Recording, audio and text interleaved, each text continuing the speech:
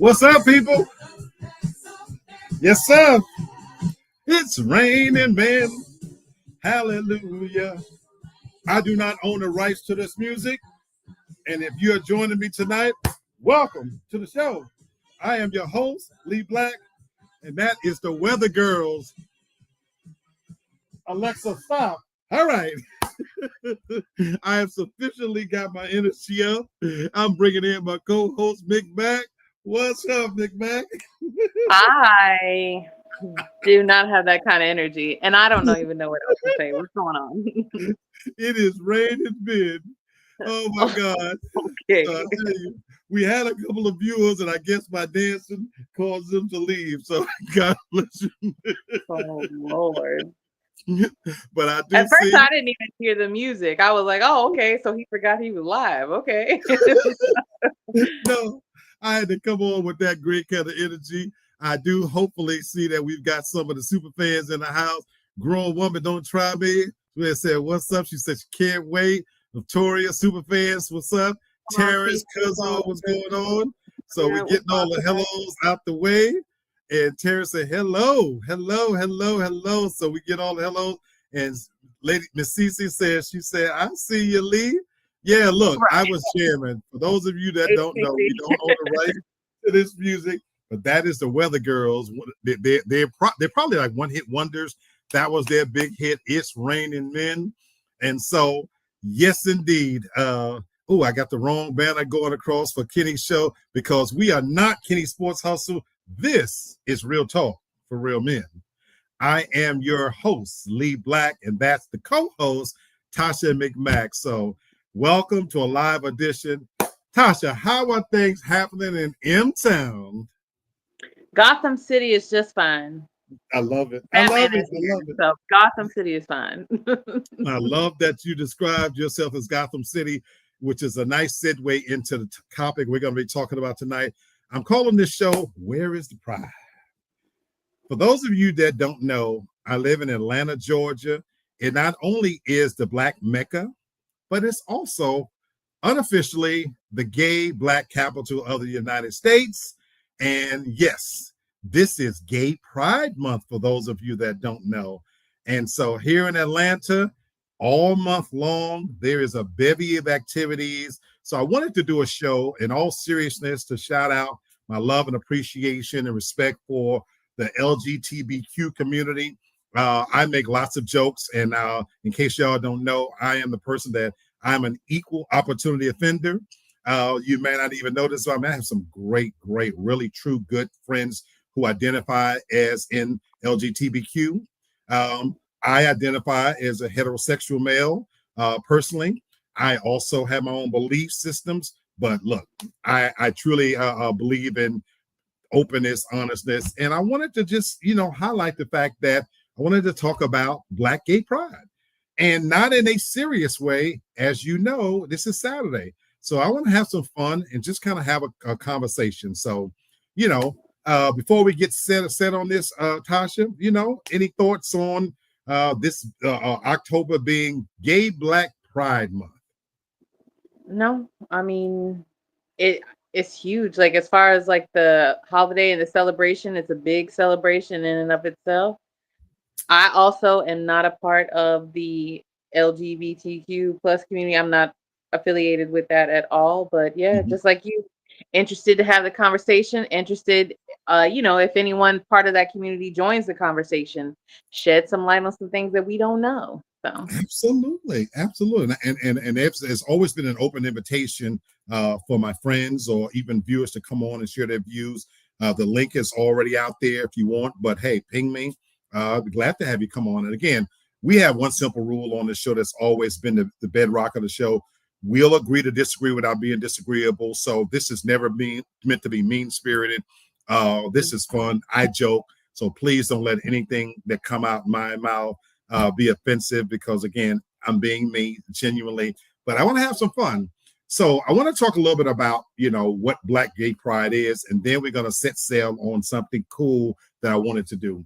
So when you typically think of gay pride, for most of you, it's not going to be a history lesson, but what do you think? The rainbow, the parades, the the pop music and certain icons initially come to mind. You know, Mm-hmm. Clyde Definitely. is. I'm sorry. Go ahead, Tasha. No, I was gonna say no, definitely. I mean, I think that that's initially like what everyone, thinks of, just like one huge party. Absolutely, one big party. And when I grew up and lived in New York, I used to go to the gay pride, all gay parades rather, all the time. And I remember like Madonna's music blasting.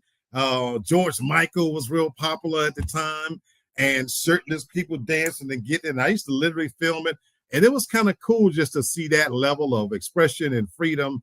And for those of you that don't know, gay pride is usually in June.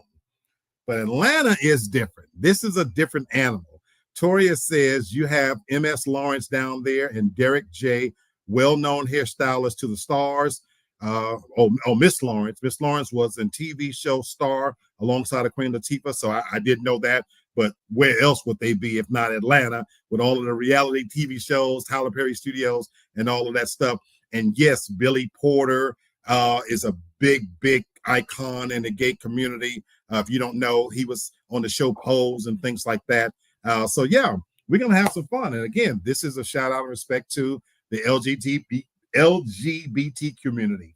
So unlike the mainstream gay pride, Black Pride, I'm going to read some things and share with because it talks about how it's not just a variation on the mainstream, but it's its own unique cultural institution with its own different set of rhythms, symbols, and rituals.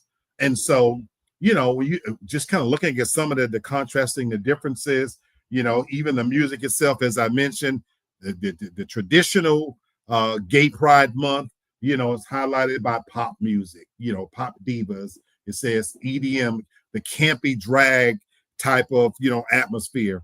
Well, I'm here to tell you, I just finished roaming them streets earlier today, and I got my monkey ass off them streets.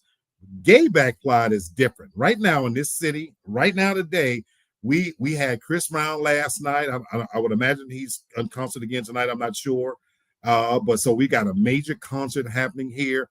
When I got home, people are out there just getting out. The temperature is now about 75 degrees and steadily dropping.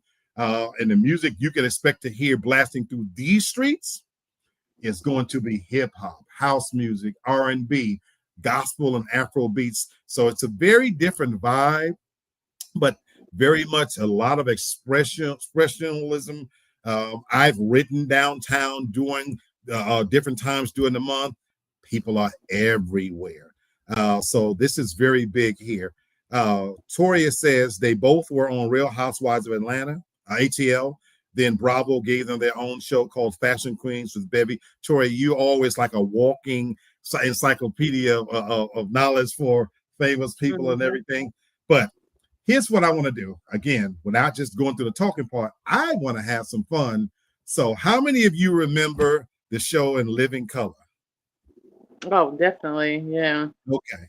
So how many of you remember Antoine Merriweather? Because I am about to assume the identity of Okay. now only in the sense that I want to talk about movies. One of my favorite things is movies. When we get to this time of the year, Tasha and I were talking earlier about different movies to keep ourselves occupied, because we all know there's so much shit happening in the real world. Sometimes you just need an escape. You just need to get away to free your mind from the normal minutia. So I want to talk about some movies, and I want to first give you like a chronological guide and I'm going to focus specifically on Black queer cinema. But of course, I'm going to interject some other films that identify with the LGBTQ community. So I want to ask a question for viewers and for you and everything. Tasha, when you think about a gay film or gay movie or television show, what comes to mind for you, one that you really, really liked? Tori she was referencing Pose. So she said, I really like that show. And I watched Pose and I really did enjoy it. So for you, Tasha, what movie that identifies as an LGBTQ movie or TV show for you is a favorite if you have one? I would say, I don't think that I have one that identifies that way. Honestly, Really? I don't. Maybe there are some out there that I didn't realize that's what they were, Okay, okay. and I'll be surprised, to hear about some of those. I love it. I love it because I end up pulling up a list of movies that clearly were intentionally meant to be in Mm, that lane, and some that were unintentional or perceived that way. Toria throw some great ones out there. Noah, have you seen this show Noah, the series Noah? mm-mm. It is very good. I liken it to to Best Man. Think Okay. Best Man with uh, uh, what's the name of the actor? Morris Chestnut and Hmm. Nia Long and them. Think Hmm. Best Man, and Noah was a series about all gay men main characters and just the entanglements that they got into, and it's really really good. And they even recently made a movie. It had been the series had ended. Oh, that's got to be over 10 years ago. But if you ever want to see just a really good series that is still holds up to date, that's funny and takes you inside the world of gay men, and it has all of the hijinks and angst. Noah is very very good. Pose is another series. Tasha did miss that. Didn't watch That that. very good series about the ballroom lifestyle in New York City. And it's a mix of drama and comedy, and it's about how that ballroom scene. And I learned a great deal about the gay lifestyle from watching that series because it takes you inside the world of their houses, which I wasn't familiar with. So when you think about Madonna and what do they call it when the dance she used to be doing, voguing, it Voting. takes Hmm. you inside of that world. And I did not know that that is a vibrant, active world still going on today, and how serious they take the competitions and the awards that they win. But it's more than that. It's about the connections and the families that enter these, because we all know that when it comes to identifying in that community, many times they get put out from their families, especially young kids. And it's about how they get adopted into these makeshift families and calling themselves the house of this and the house of that, and they become their family and how they survive. So it's a great series. Cece talks about the movie. Now I know you've seen this, Tasha. Two Woo. To Wong Fu. Yeah. Yeah. What'd you think Does of the that? is that movie considered Yes. LGBT? Is it? I Yeah. like the movie. I've seen it multiple times. Yeah. I like the movie. Yeah. And absolutely. So that is one on the list that is a clear LGBT movie, about drag and things like that. But yeah, that was beautiful, So yes, Wesley Snipes and Patrick Swayze was in that movie, did a brilliant job. John Leguizamo was in there as well. Mhm. So yeah, that was just a great movie. Toria talking about Noah, or yeah, Tasha, Girlfriends is probably one of your favorite series. Yeah. You would really, I think you would really really like Noah. Tori is Okay. right. It's that vibe. It again, it's quick, it's fast, it's just beautiful. It's really funny, and yeah, it's got all of those things in there. RuPaul's Drag Race. I never really watched that show. I was aware of it, but I never really watched that show. Uh, but of course, I think it's still on. Tori says the show polls were so good, they still have the balls. Yeah, this is still a vibrant lifestyle, and not just in New York City. They have these in major cities. So absolutely. So okay. Anyway, so I'm curious for watching. Anybody watching? What's their favorite? Now, a movie that won an award that I find really beautiful was Moonlight. Did you ever watch the movie Moonlight? Mm-mm. Really, really good story. It won the Academy Award about a character named Sharon, growing up in Miami, and it dealt with the themes about coming to the recognition of his sexual identity. But it was Mm. done in such a brilliant way, and it's told in three phases.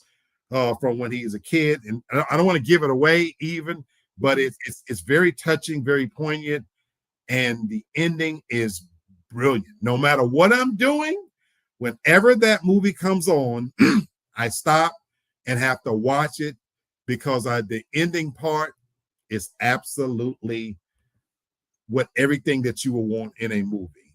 So yeah, so do yourself, a favor. So that's kind of, I just kind of wanted to talk about some of these movies. And here's a list for some of you. I'm gonna name some of these movies. Some I've seen, some I haven't. Moonlight sits at number one. It's literally listed as the number one must-watch essential movie when it comes to the LGBT community. You've got Pariah, that was released in 2011. I've seen it. It's very good. Tongues Tied, 1989. Never watched it. Looking for Langston. Never seen it. But how many people are aware that Langston Hughes was a part of the LGBT community? I did not know that. Mm-hmm. That is interesting. Yes, indeed. Punks. Never saw that. Brother to Brother, 2004. I did see that. 2008, Noah's Ark, Jump in the Broom, actual movie. Rafiki, never saw that. And The Inspection.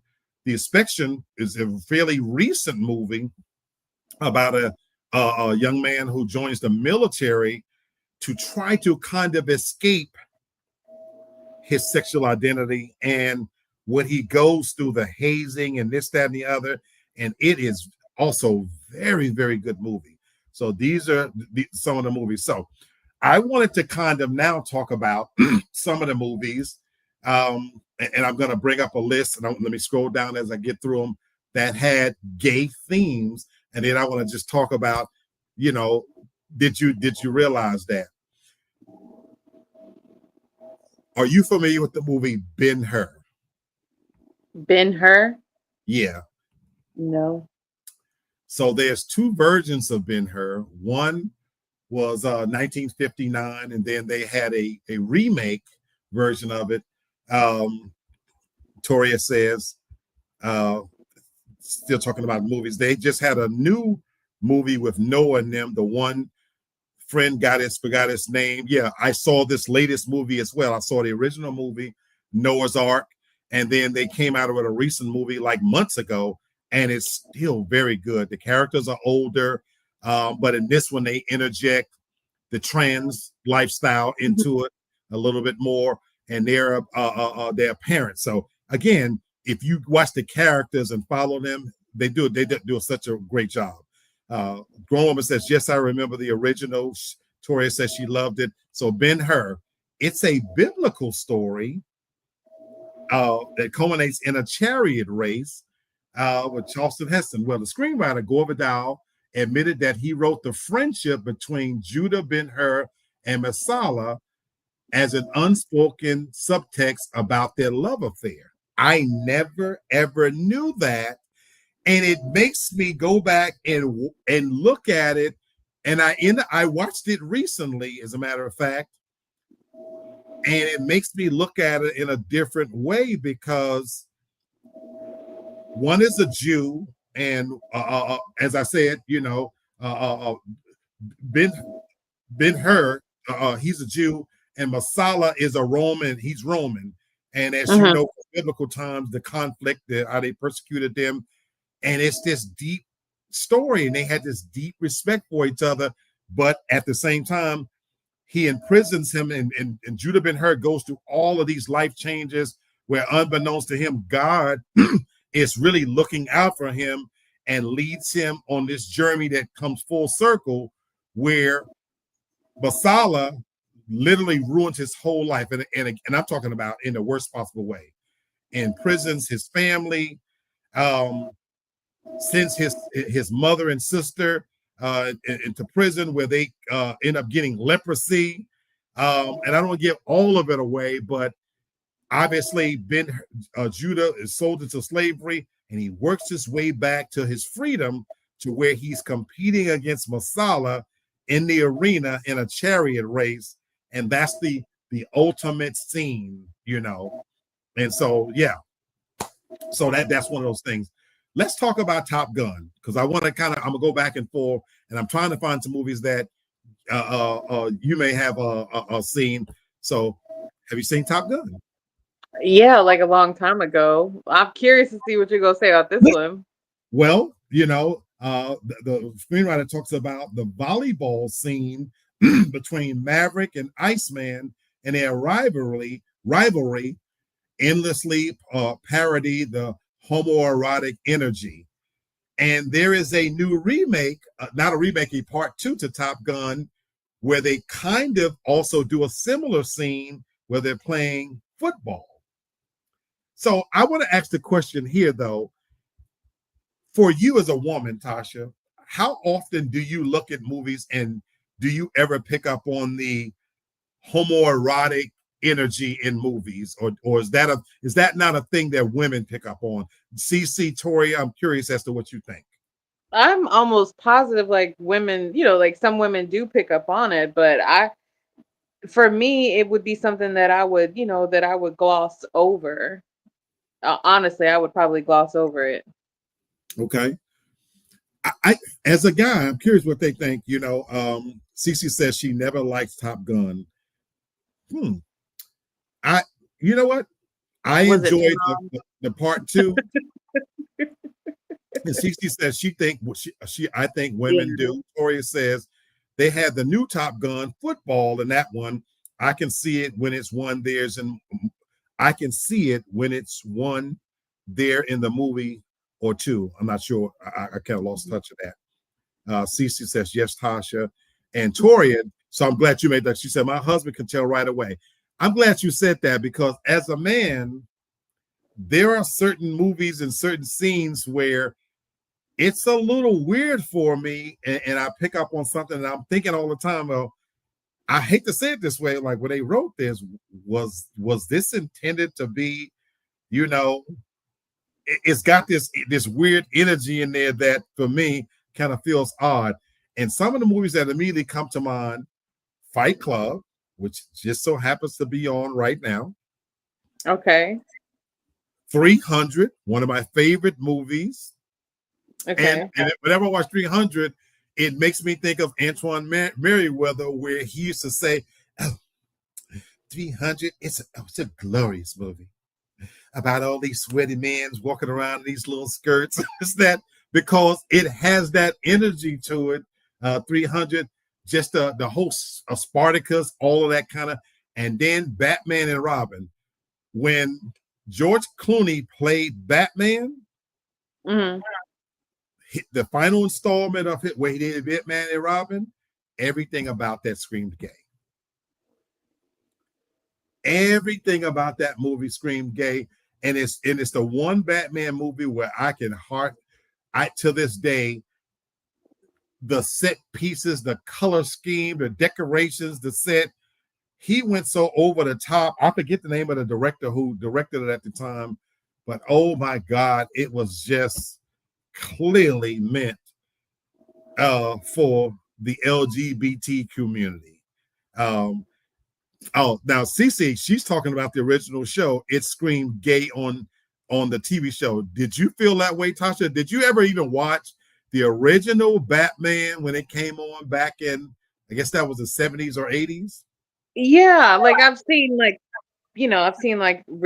I've seen like the certain episodes and things like that. But I guess I'm sitting here like as you're talking about some of these, I'm just trying to think like, let me ask you this: could it just be your own biases? Like, were you just seeing are you just seeing it in places that? So I'm glad you asked a perfect question, because there is a list of films with intentional queer coding, and there's films with fan interpreted homoeroticism.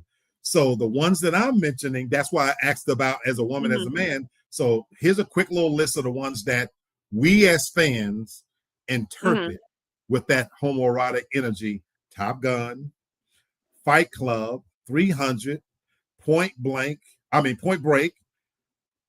E2, Mama, 10 Beyond. Point Break.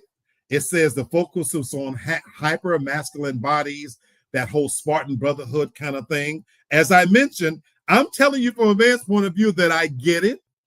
Batman and Robin, the talented Mr. Ripley. It says Ripley's desire, envy for Dickie veers into homoerotic fixation. And then it lists Fast and Furious, the whole series. The Dom and Brian bond often teased as going beyond the bromance. And I do see that. I love your face. So Tasha, why the face? And this is, you said this is like fan interpreted. In this case, this is fan interpreted homoeroticism.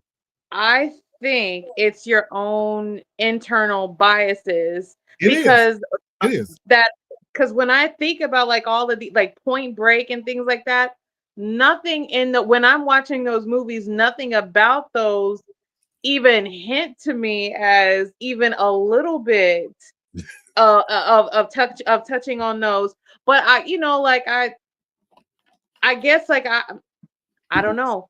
Maybe I would question like whether or not you've seen like healthy male relationships without it having a sexual undertone to it. Like I would question, not just you. I'm saying like the fans who are saying, that's like what in general.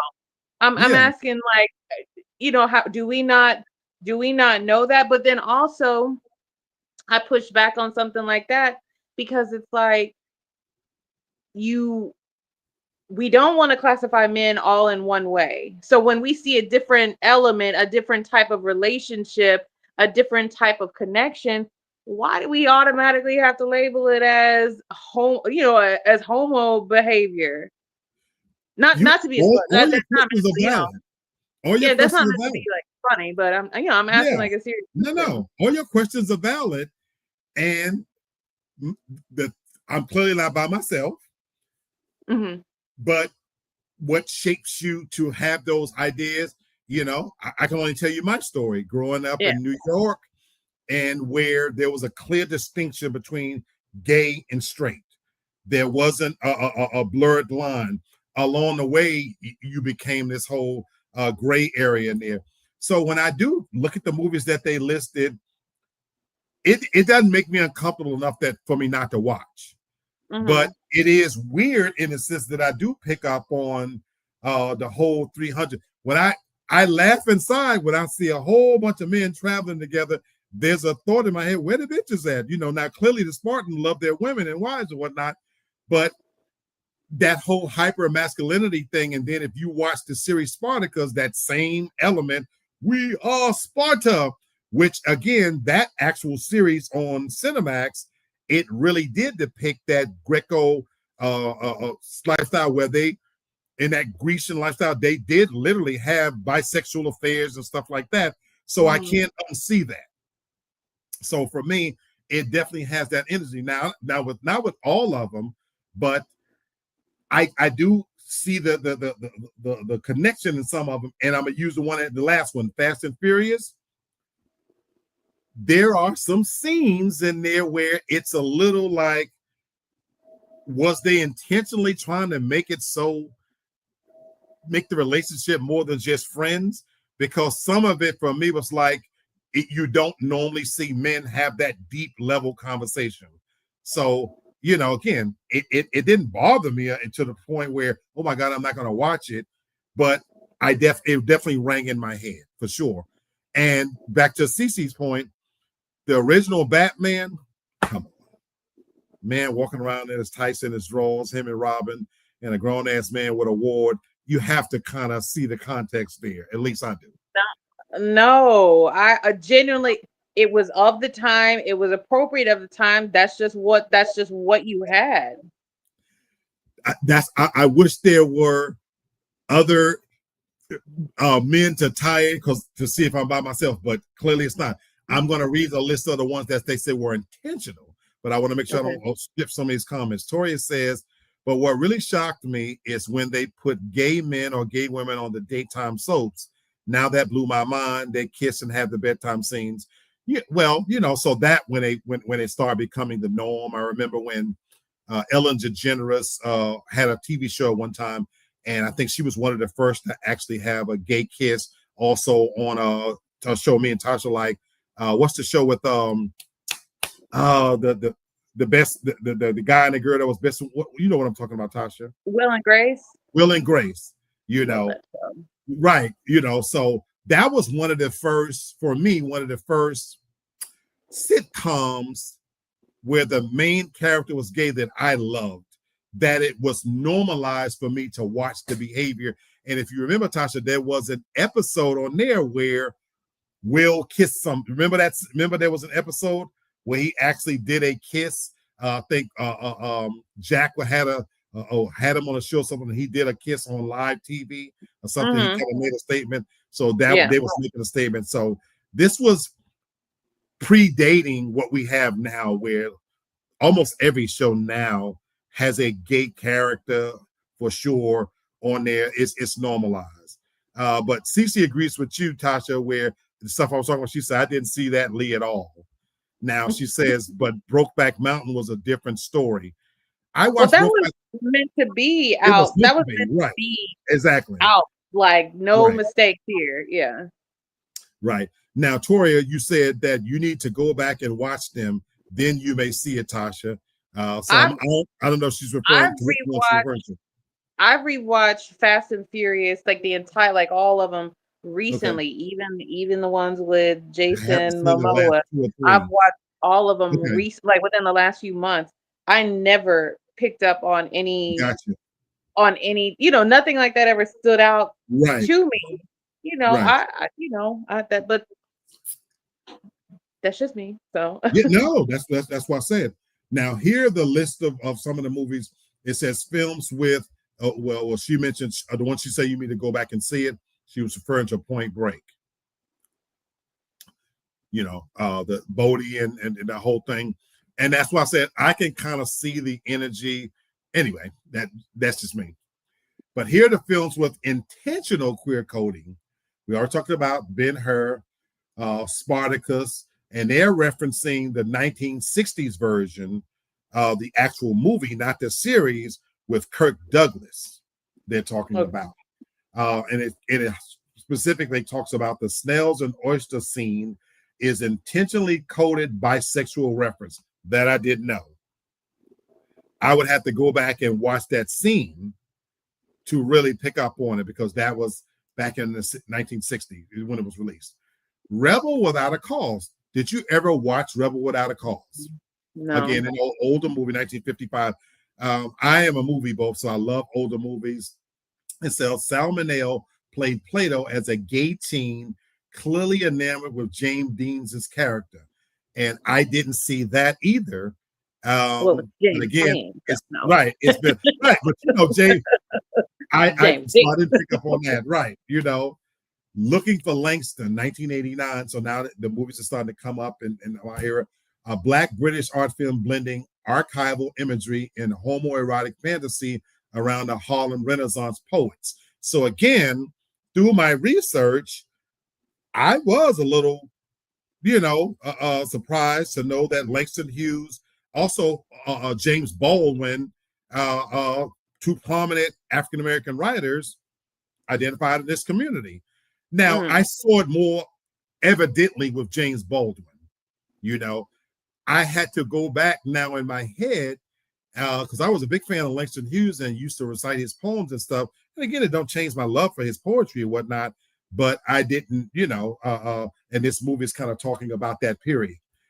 Tongues Untied, never saw that one, 1989. Documentary poem intentionally foreground Black gay desire, intimacy, and love. Now, here's one I did watch. The Watermelon Woman. There was a movie called The Watermelon Man. Then they came out with The Watermelon Woman. It says queer coded, not in subtext, but as direct storytelling, examining Black lesbian desire in history. Black Watermelon Man was about a white man who had racist views, kind of like an Archie Bunker, and he woke up one morning and he was Black. So it's more of a comedy kind of deal. So this one, I've never seen Watermelon Woman. I'm going to watch that movie. And then it lists A Nightmare on Elm Street 2. The film has been confirmed by its writer and actor as intentionally written with a queer subtext. A Nightmare on Elm Street. That movie had other stuff going on. That Like, did you? I'm with you there. I'm with you there. That again, and they say this was intentionally. So yeah, I'm with you on that one. That I guess Maybe it's been a my while focus since I was seen it. on the killer, but here we are in Halloween season. At some point, they'll show the whole. Had Yeah. no intention of watching Nightmare on Elm Street two part two, but now I've got to at least check it out to kind of look at it with those different eyes and kind of see what's what. So I thought now let's go into TV shows. Again, we know some of them were intentional. Xena, the Warrior Princess. It literally, talks about the bond between Xena and Gabrielle is deeply intimate, with episodes coded to read like a romance. The series Spartacus Blood and Sand, which is the one I love and watch, explicitly depicts bisexuality, like I said, homoerotic gladiator camaraderie, and power play relationships.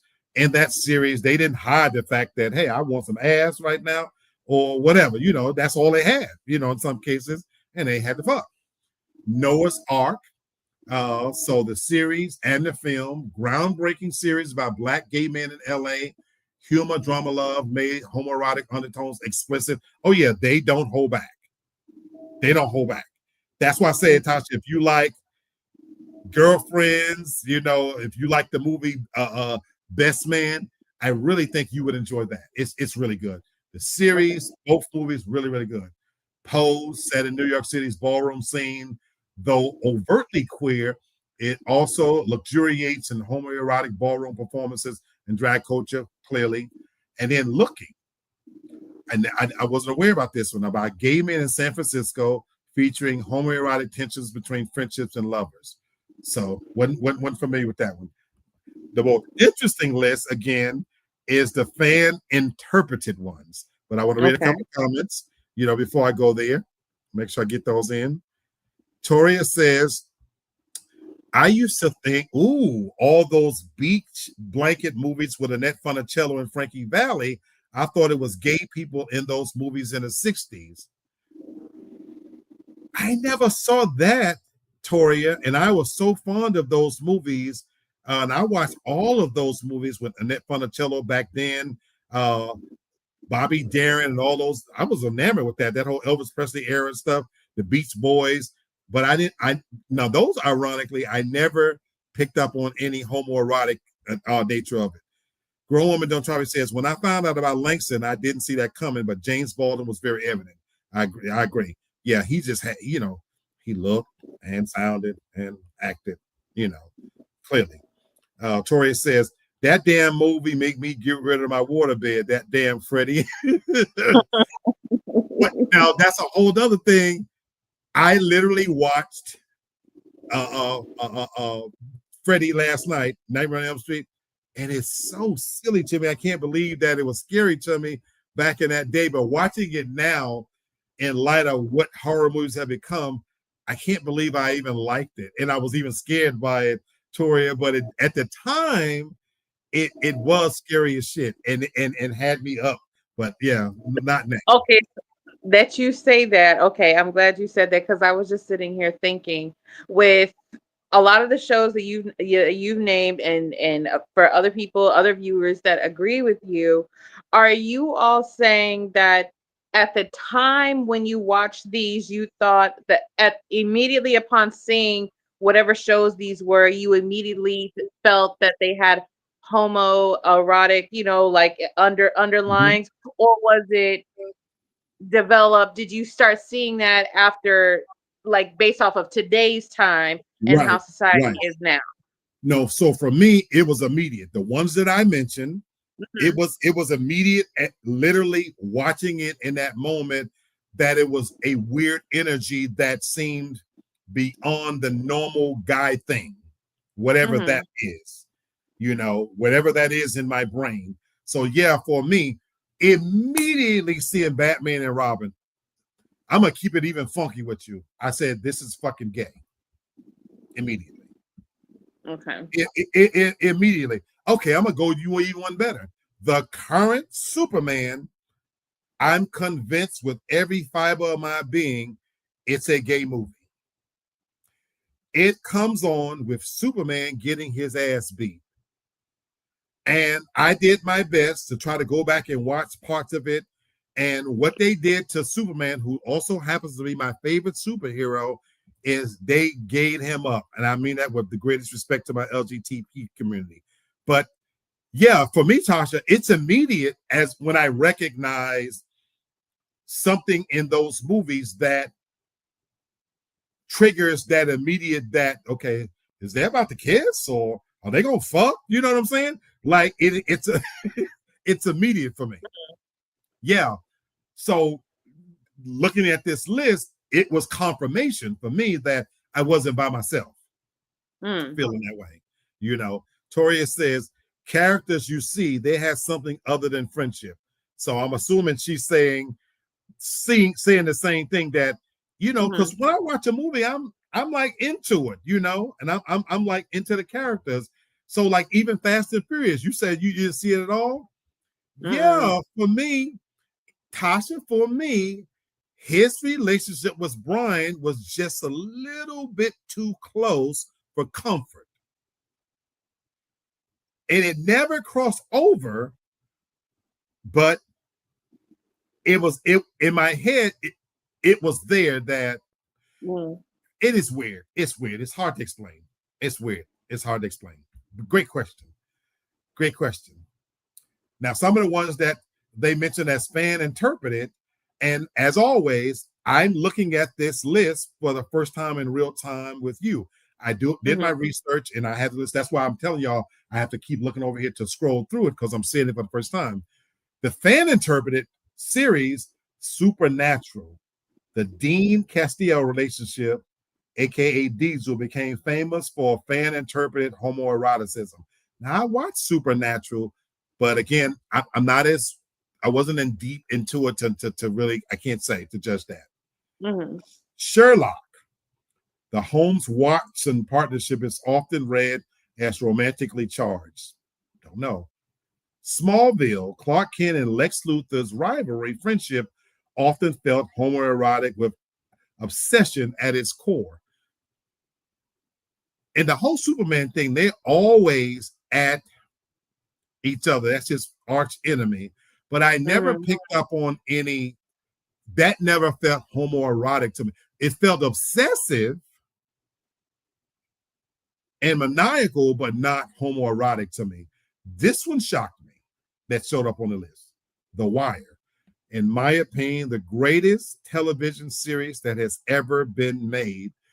It says, okay, Omar Little, openly gay black stick-up man, brings homoerotic nuance to hypermasculine spaces, intentional, but also fan disgust. See, that shouldn't fall on the list because you just said it was intentional.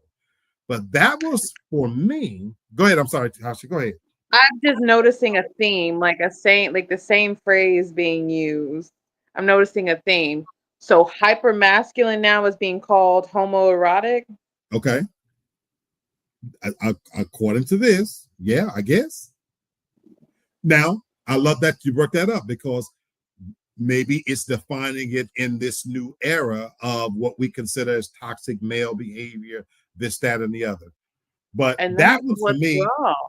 To me, that's what's wrong. Gotcha. Like hyper something, whatever characteristics, whatever they're looking at behaviors that they're defining as hyper masculine is borderline.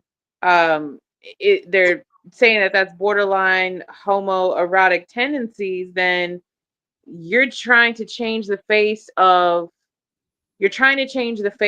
masculinity and make it more feminine. You're turning it more feminine altogether. You're just turning it completely over. I love your point because that's exactly what Marvel has done. That you say that's exactly how they have, to me, destroyed Marvel and reinvented. When Stan Lee created superheroes in that whole world, they were hypermasculine. You know, the character James Bond is what? Hypermasculine. And these very characters in today's light are being rewritten more feminine, more feminine. So I guess for me it's like if we have hyper masculinity, right? The Uh-huh. on the other side of it, would we not have what's hyper femininity? And would that make her like wanting to be like a lesbian? I don't understand. Great question. Again, great question. And I'm not saying I disagree with you, which brings me to Sherry's point. She said, yeah, brother, you always said why these two women are running around in leotards, but I never thought that way. When I look at Wonder Woman, I feel that same energy that she could never represent a superhero for me because some white woman running around with her drawers, beating people with a rope, just felt too much like a lesbianism to me. For me, you know. So now is that saying she's hyper feminine or whatever? I don't know, but I do think that in the scope of how we view things today, they are taking what's considered hyper masculine, which I don't see it that way. And that's why I use the character James Bond. They're looking for a new James Bond right now. They're going to pull all the things out of him because the character created by Ian Fleming was a womanizer. He was a chauvinist, all the things that I dearly love. You know, he fucked bitches, unprotected, all this kind of stuff. But okay, they even the last guy that played him, they took. I stopped watching the character because they took the masculinity out of the character of James Bond for me. And every character, I like my superheroes masculine, and they write into the screen, into the scenes, stuff that defames them for me. You know, Toria says hello, Sherry. Again, I'll get a couple comments in here. Toria says, look at Rock Hudson, did all the movies, and the women absolutely loved him. You know, different time. Rock Hudson, you know, at that time, Tory, they couldn't come out. It would have ruined his career. You know, he was the movie, the essential movie star of his era. Rock Hudson was the man. But I'm told from what I've read that it was an open secret that everybody knew he was gay. But he was the leading man of his day. But now this was at a time, Tasha and I, we recently had this conversation just today, when movie stars, you didn't know about their personal life, you know. And so I missed that era, you know, but Rock Hudson, absolutely. Cary Grant, you know. So you had different actors, you know, you just didn't know about them. Tori says they would lose their mind over him and he was gay as hell. Yeah, talking about Rock Hudson. Tori says nowadays, most of our beloved actors we think are so fun turn out to be gay. Very much some of them, you know. Well, I sometimes pull up a give list. Me an example. Yeah, Tori, give that you're talking about. But I have pulled up a list. Now I don't know all the actors' names where I have seen some actors where it says who, and I was surprised by some of the actors if I was at Google right now, and I was like, oh, I didn't know he was gay, you know, or identify again with the LGBT community. So it says guys like the sexy women and they are lesbian. Tori says just give us a black James Bond and I think Idris has now become too old to play James Bond for me. I think Tasha, I think it was you, Tasha, who said the perfect person. I think Damson Idris. I did not say Damson. Okay, so somebody told me Damson Idris. I think I would like to see him either be the new Black Panther. In case y'all don't know who I'm talking about, the young guy who was in Snowfall. You know who I'm talking about? The actor? Oh, yeah, I know what you're talking about, yeah. Okay. So anybody don't know? I would like to see him take on the role of the new Black Panther, or if we're gonna have a Black James Bond, I could see him doing it. But to me, I would like to see somebody younger, you know, you got to be somewhat good looking or whatever, you know. But again, if it's going to be a Black James Bond, I can see him doing it because some of the other Black actors, I think that for me, they've gotten a little too old to play James Bond. I want, if you're going to reinvent the character, bring him back young and hip, you know, for me. Sherry saying hello. Tori says, nope, he's sexy as hell, or Ghost. Ghost is too little. The guy that played Ghost, Omar, whatever his name is, He's just too damn little. He's He too not even short. that attractive either. So Tasha said a whole other. Now black women do find him attractive, but he's just too. He too small. Y'all realize how short this dude is? He too short. You need somebody with a commanding presence. To me, anyway. He okay. He from London. Still talking about Idris. So absolutely. True Detective is on the list. Tasha, fan What interpreter. episode? What season? Because we need to get some shit together. What season? I knew y'all do this was gonna get a reaction out of you. They're talking about season 1. Russ and Marty's. Now again, this is remember perceived. Russ and Marty's partnership is layered with intimacy and rivalry, sparking queer readings. Now I'm with you on that. I don't get that from them. But you made a brilliant point. I think we're examining now all this under this new wokeness of, So male friendships and whatnot. male friendships, male connections, but more importantly, certain things keep sticking out. Rivalry, competition between men, hyper masculine. That is what's breeding that. That's crazy. That is life. That is the fucking food chain of life. That So is everything. I'm with you. And that's why I say some of these I don't agree with. Now, the Spartacus, I can see that. The 300, my favorite. Yeah, I get those. Some of the lines are written so funny that it almost comes across that immediately I thought to myself. But some of these, yeah, that one, Batman the animated series. So I actually never watched the animated series. Not enough of it. I watched a few episodes. Yeah. But again, it brings up Bruce Wayne and Dick Grayson dynamics, sometimes teased for homoerotic mentor protege energy. So you are right where you said again, if the trigger words is mentor protege, then how does that factor into? Now again, I referenced that in the original Batman series that they had that had. Now when I was watching it, now that's one that when I watched it as a kid, I didn't pick up on it. Watching it now back as an adult, it's laughable how comical and kind of gayish it comes across watching Batman and Robin. Come on, Batman, holy burgers. So it's more funny to me, but it does have that homosexual energy to it, so for sure. But I didn't pick up on it watching it as a teenager, and a preteen.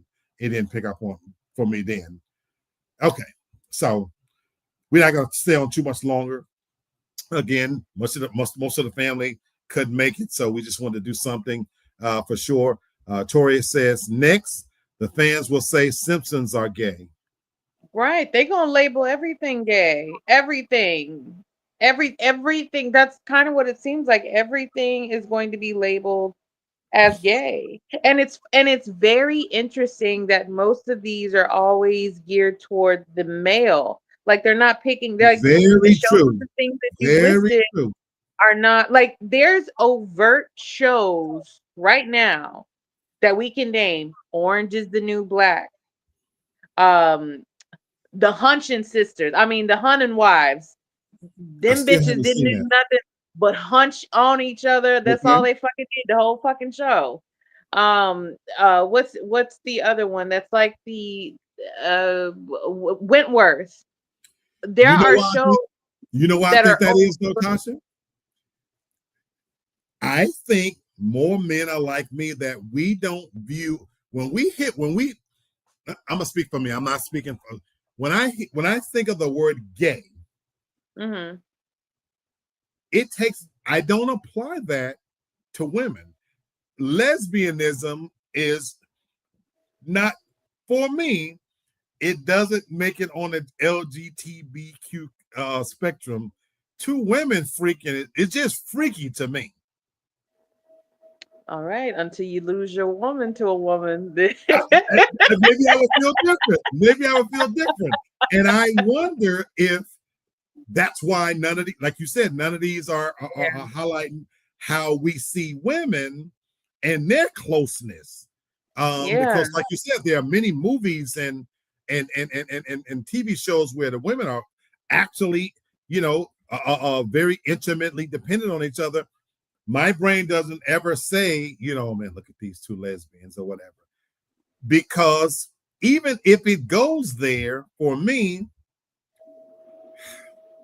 I'm admitting that I'm hypocritical about it, that I don't see it as gay. That it doesn't fit that. Gay for women for me is the women that definitively, without a doubt, the whole butch thing, that okay, look, I don't want no parts of dick. I want to look, act, and dress like a man. That's a gay woman. But if you just want to suck a little pussy and eat a little pussy, then okay, that's just freaky. I know. So well then now, because that leads to a whole other question that I have. So you're dating, you're in a relationship. We're just gonna throw you in one, okay? You've been with this person for quite some time, okay? Mm-hmm. And you come home and she is munching on box in the bed to another woman. And it's come out that they have been together for quite some time. Right. And she is leaving you. Is she a gay woman, or she just had a freaky moment that just clouded her judgment? Well, if she's choosing, and as it was, I would say at that point, well, yeah, okay, she's switching over to identify as gay. But for me, in that scenario, she's violated no matter what. If we're in a relationship, this, that, and the other. Mm-hmm. I thought she was going somewhere else with it. If I found out that in her background, she did a little carpet munching, it wouldn't even move the meter for me. But now, I figured that because it's different. Like if you ask women, like it flip the scenario. If you ask women, if you find out like if the guy you've been with has been, licking the lollipop, you would see him as gay. Oh, he's gay the whole time. He's gay and he lied to me. He's gay.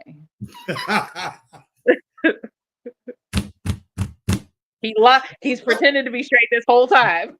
I had somebody else on the show, and because I wonder if men feel like I feel. Tori says men can catch women kiss on TV, but when they see men do it, when they see men do it, they cannot watch it. Now, see, for me, Tori, it doesn't bother me at all to watch two men kiss or have sex or whatever.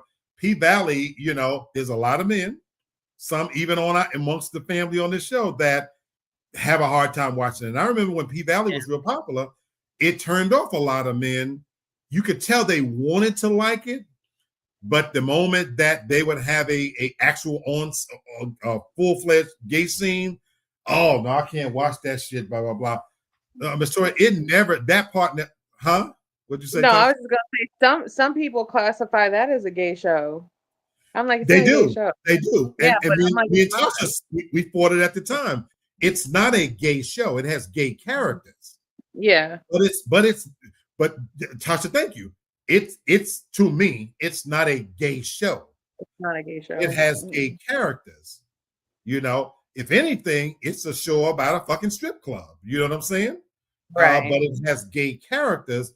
But like I said, Tori, no, that never bothered me to watch two men kiss.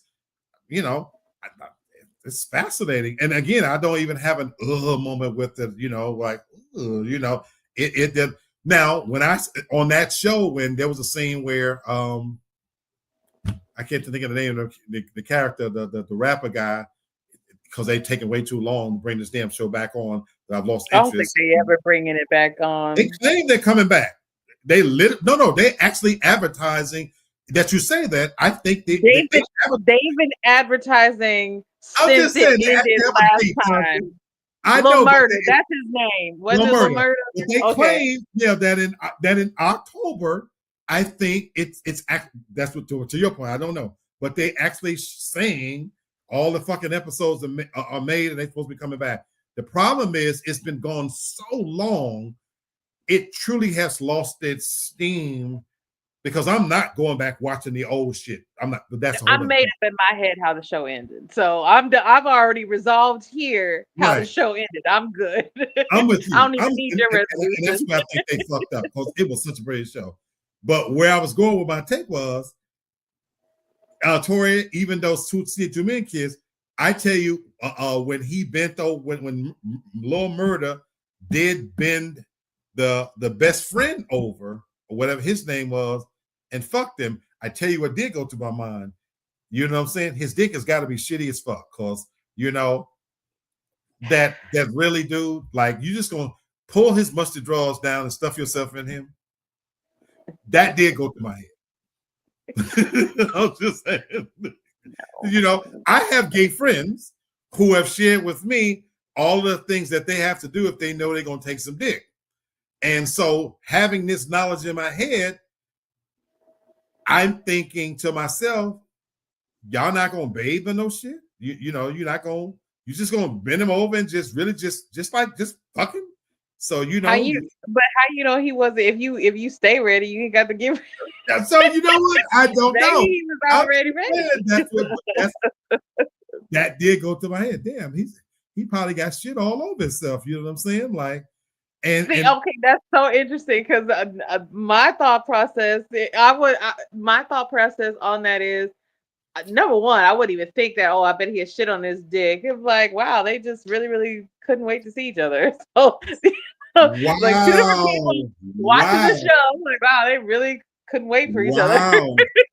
which goes to show, I view those immediate sexual things with women different than I view with men. And I know this is where my brain is wired. I think to your point, Taz, if a man sees a woman, he just can't wait, and they're not gonna wash themselves and get clean enough like that. Because in my head, he's musty, she's musty, whatever. But I just view men. You have to be able to do some shit before you do that, I guess. But to your point, I guess if you stay ready, you're ready, and you ain't lied about that because I have an actual friend that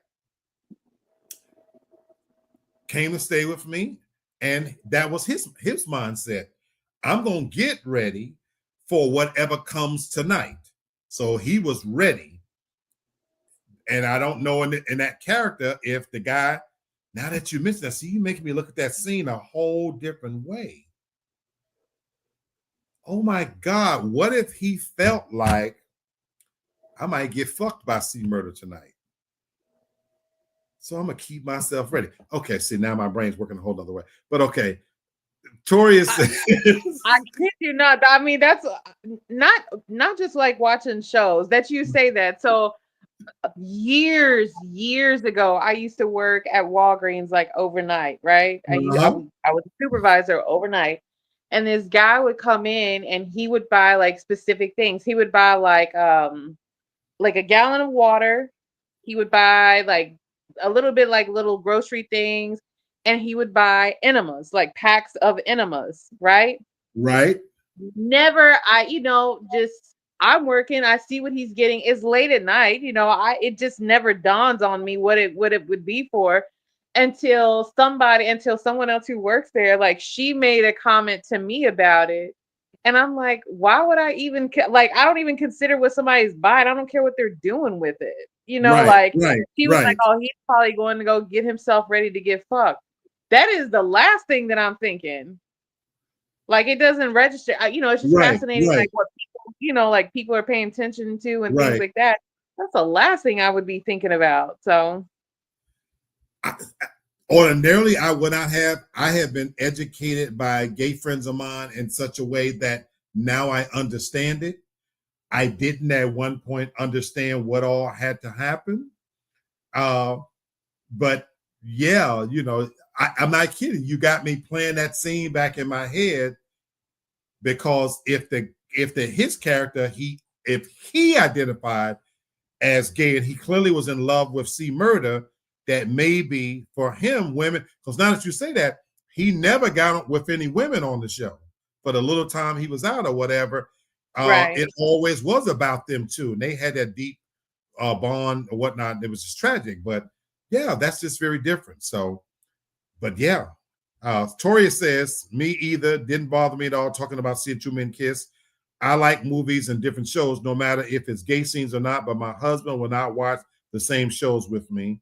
Yeah, a lot of, again, some men find it very difficult to watch. As far as P Valley, Toria says, I might watch the last episode of P Valley just to refresh my mind since it's been so long. Okay, I might do that, Toria. I can see doing that. If they give me a definitive date and I know this shit is coming back, Tasha doubting them. I that's what, but I'm gonna wait until then. Then I'll go and say, let me catch up. But yeah, they lost a lot of steam. She said, I heard that they do that, though they clean themselves out. Yeah, it's a whole vibe. It's a whole process that goes on. You know, Let me add this other Mhm. element to it. Do you think and I know that we discussed, like different shows and everything and different intimate moments between male characters, like possibly read into that way. But I Mhm. was watching something the other day that a woman posted and it just made me think, and I was like, okay, maybe they're probably right. That if you remove sex scenes from all movies, all TV shows, it doesn't change the plot of the shows. You asked me, do I think it would or would or wouldn't? Right. No, like, well, like, do you think, like, if you remove the sex scenes, like, where you're seeing them, where you're seeing it, does it even change the shows? If they didn't depict it, no. Right. Long as they alluded to it where it was necessary. But if no, we don't have to see it.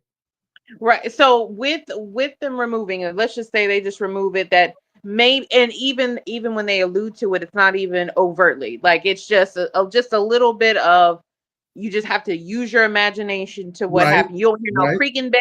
You don't see no two characters lean in. You'll see none of that. It's just cut, black screen, next scene is what you're seeing. Would, for some of the shows that have been referenced on here, would you still see them the same way? I don't think I would be as connected because Toria Okay. makes the point. Nobody would watch it. I would watch those shows, some of the same shows, P Valley, The Wire. It would not be as compelling. And I'm Hmm. gonna use The Wire for example. It for me was groundbreaking to introduce a homo thug in the middle of a gangster series. And I remember watching that vividly, and it came out of left field. If you've never watched the series, they all scared of this guy, Omar. So they've already built him up to be the baddest of the bad. So you want to see, like, who's this guy that's willing to rob, the main drug characters. And finally you see him, and appearance wise, he grimy as a motherfucker, right? Hmm. It blew me away, Tasha, when he kissed the guy and they throw him in. Because now I'm sitting there like, so to your point, it wouldn't have taken away from the brilliance of the series, but it made it so much better. You need Jesus. That's what's wrong with y'all. Y'all need Jesus. That's what's wrong with y'all. Just some heathens out here. And you're right. Oh, you raised such a great question because then that's kind of like comedy. We've had comedians that have built a career out of never cursing, right? Right. So, but which do I prefer?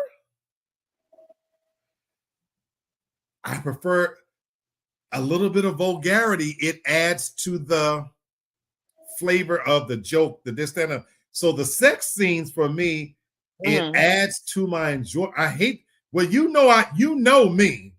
I need my violence and sex.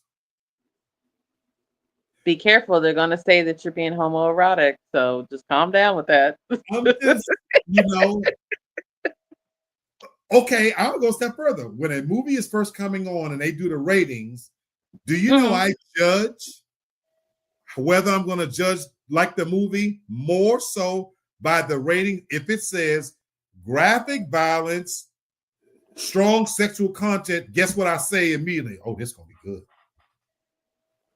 I immediately say this is going to be good. If you tell me, if it's got all the appropriate letters, as close as you can get to X for me. All the appropriate letters. You know what I'm saying? If it just got the D for violence, that ain't enough for me. I'm trying to picture my brain where it says strong sexual content and extreme violence, and whatever the thing. That for me is like, okay, I'm going to like this because they not gonna hold back. That's crazy. That, yeah. Tori says, like Leave It to Beaver parents, they had sex. We just never seen them in bed. Or Lucy and Ricky, but they had a baby, but we didn't see them in bed. And so you're right, Tori, and I watched those. But going back, looking at that now, it's boring that you're not showing me that. Go ahead, Tasha. It's boring because you know what TV is to be now and how much they show now. Correct. But if TV wasn't so, if TV and movies, if it wasn't just open, right, and you didn't know, it would still be like, oh, okay. Correct. So to your point, once you let the genie out the bottle, it's hard to put that genie back, because once one show start getting away with this, and they could say, you remember when they couldn't say shit on TV? Yeah, bitch either. Like they couldn't cuss at all. Like now, like FCC, like you still can't, still can't do certain things on live TV. Think about when Saturday Night Live did that bit and the crowd said the wrong thing and they ended up, kind of getting fined behind because it's live. So and that's why I say, as they kept pushing the envelope, it's hard to go back now because you can't unsee it. Oh, so okay, that brings up I know we need to end, but that brings up another question. What show do you think is the one that you could say probably pushed it over the edge? Ooh. Or could you? Could you name a show or a movie that you were like, oh yeah, this is what really blew the doors open wide over here? I'm trying to think if I can think of something just on the top of my brain. Do you have any? Because I want to see if I agree then. Let me see that pushed it over the top. No. Well, your frame of reference would probably be a little bit different than mine, because for me, cussing on TV, that's, I mean, we've heard like certain curse words and everything. So when certain things being said on TV, could we point to like Archie Bunker, right? His show and the jokes and different things that were said on that show. Could we say, okay, that's where it started? Or do we need to go earlier? It's weird that you're asking that, I guess, because it seemed normal to me at the time. It seemed normal. You got to remember, at that time, the Norman Lear shows, Fred Sanford and Esther, they said the word nigger. Right. No holdbacks, no nothing. It was normalized. And so watching Archie Bunker, that didn't even seem to me, and I'm a kid, mind you, that didn't even really seem offensive to me, to be honest with you. And that's why I'm trying to think where, for me, when I say, okay, now we've entered a new era. Because I think about, one of my favorite shows. I hear screaming. Uh-oh. One of my favorite shows, SVU. It's been on for forever. What's it called? SVU. Law and Order. SVU, okay. They never outright show a rape on. They never outright show it. They allude to it. They show certain things, but they never show like a full, complete scene that way. Gotcha. So could we say that was it? No, because of what they were talking about. You just gave me my answer. You just gave me one of my examples of an answer. Oh, thank you for doing that. Jodie Foster had a movie where she got raped, and it was the most brutal, depiction of rape. And that was a moment for me where I sat there thinking, I can't believe they showed it in all its brutality. I can't think of the name of the movie. Do you know what I'm talking about? She got raped. Jodie Foster got raped, and they raped her on a pinball machine. And it was that movie, to your point, that they always cut away, but it was the most realistic, brutal rape scene. That you say that because violence, I could take violence. I have a sensitivity to a rape scene, even to this day. Yeah. You hear? I'm trying to make sure I you all still right. hear screaming. No, it's not me. It's something like outside. Hell, it ain't. like somebody need help. No, it ain't like nobody need help. I just every once in a while I just hear like a loud scream. So I don't know if it's like a child, just like an exciting child, like an excited child scream. But I just hear something like high pitched every few minutes. Tori, you know what I'm talking about. Tori, was she on a pool table or a pinball machine?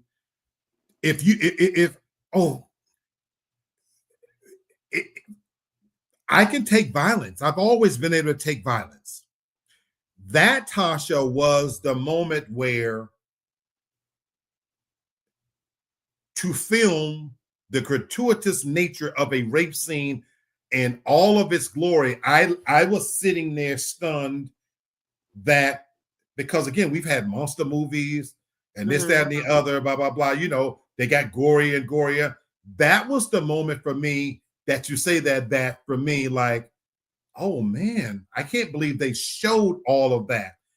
This day, it still is the most disturbing, one of the most disturbing rape scenes. I don't know if she won an award for that movie.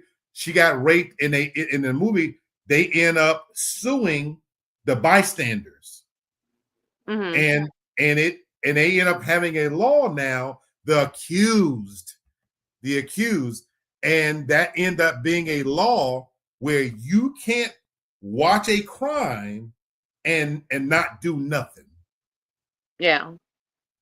But that was a moment for me because cursing, like I said, I never, of course, yeah, like I said, bitch and bullshit. I remember I'll start here, but NYPD Blue was one of the first shows to say bullshit.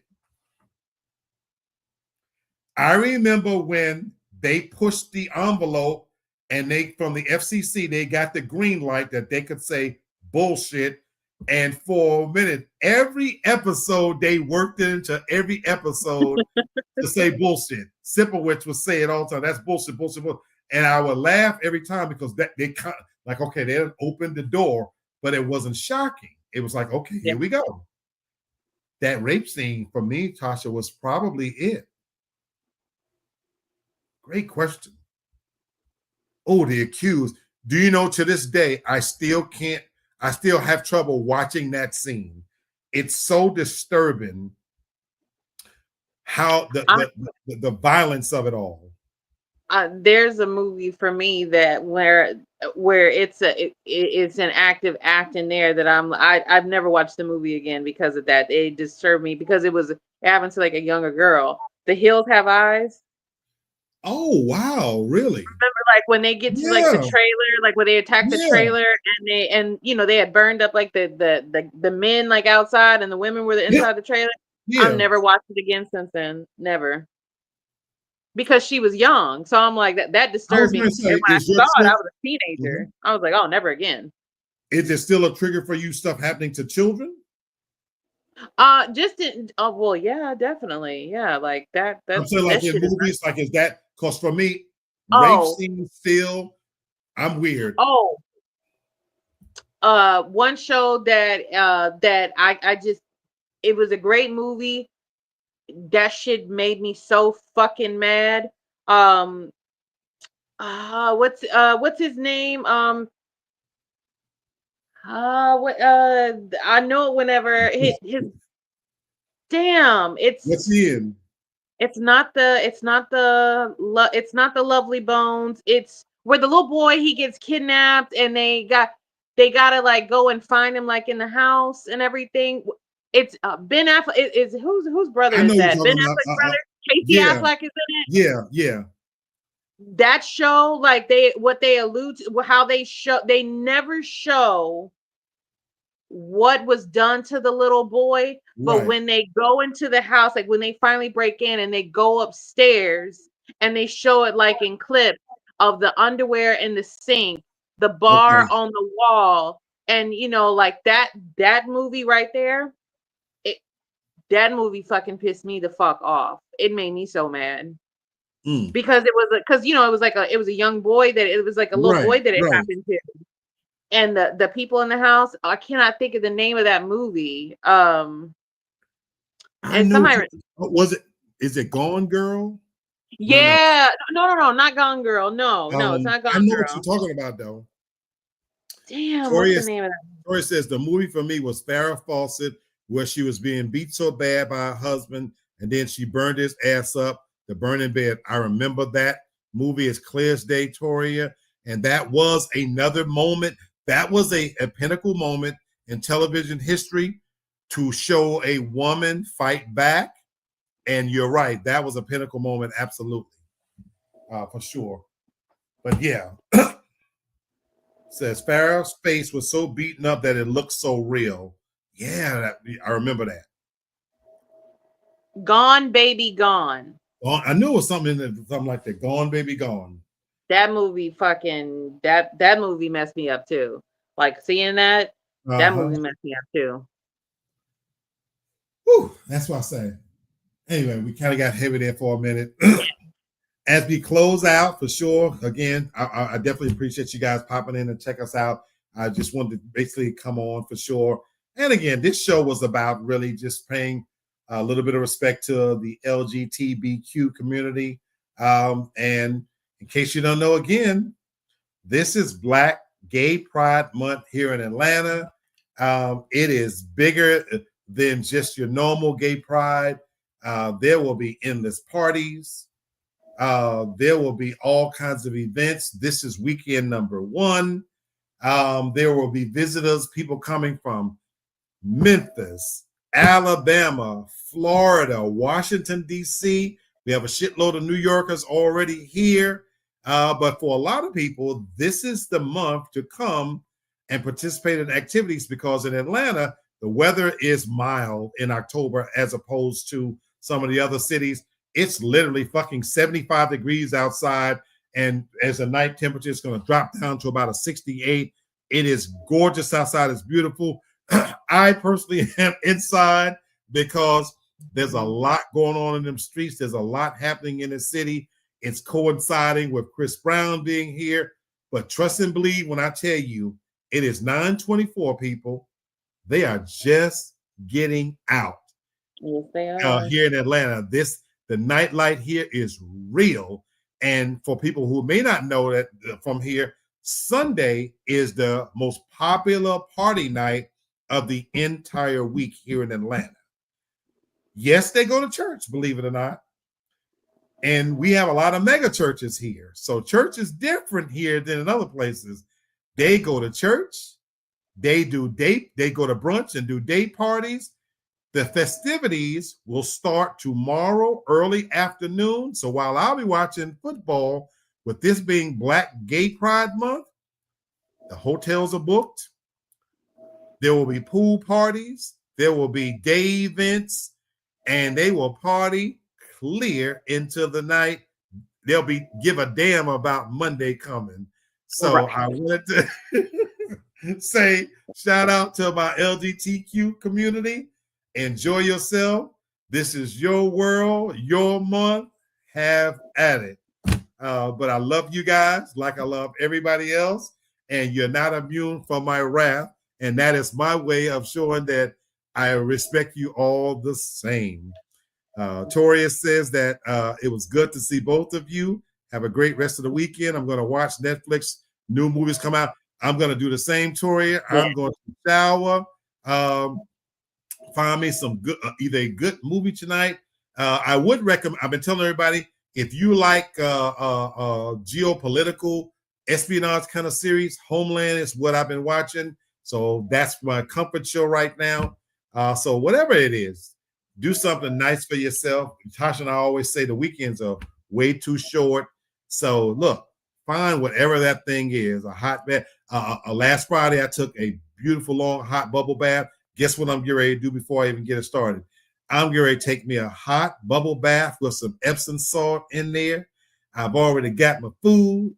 And I'm gonna, like you said, Tori, find me a great movie or find going to my comfort series. And so, and lastly, it also happens to be leading up to Halloween. So there's a shitload of horror movies on every single day and night. October is by far my favorite month of the entire year. The only thing about it is the weather. But you got football, basketball will be coming back on the 21st. And you got Halloween, which is my favorite holiday. It's just a lot. October is a beautiful month for me. So everybody enjoy. For me, my best friend Tasha, we appreciate you. Thank you for popping in again, Sherry, Toria, Cece, Terrence. I love you guys. Appreciate you, and we'll see what the family wasn't able to be here. I'll tell you right now. I don't know that I'm doing a show next Saturday. It's going to come down to how I feel. For those of you who don't know, I'm in school right now, so sometimes the homework is kicking my ass. But it's good to see you tonight, and everybody have a great evening. Peace out.